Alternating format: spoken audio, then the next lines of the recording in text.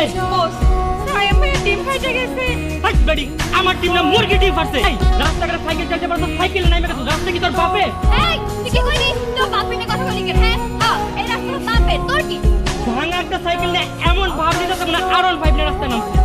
আল্লাহ দেখছো তোর সাথে সাইকেলে ভাঙা সাইকেল করতে চাই। তুই জানোস এই সাইকেল কি? হ্যাঁ আমার মা চালাইছে, মা দাদি চালাইছে, দাদি চালাইছে, এখন আমি চালাইছি। বুঝছো এই সাইকেল কত দাম? আপনি সাইকেল নিয়ে কথা বলছেন, সব তো বাবা তোর। এত কিছু বাদ দিয়ে এখন আমার ডিমের দাম দে। আমি তো ডিমের দাম দিতে লেগে। হ্যাঁ আমার তোর তো কি তুই ডিমের দাম দিবি না? তোরে মজা দেখ।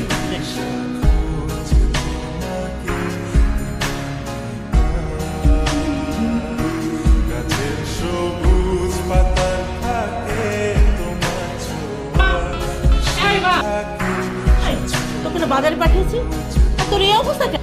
আর কার সাথে ঝগড়া করো মা? ওই পেতনিটার সাথে ঝগড়া করেছি। পেতনি মানে নুসরাতের সাথে ঝগড়া করে। আমি কেন ওর সাথে ঝগড়া করতে যাব? আর ডিম কই?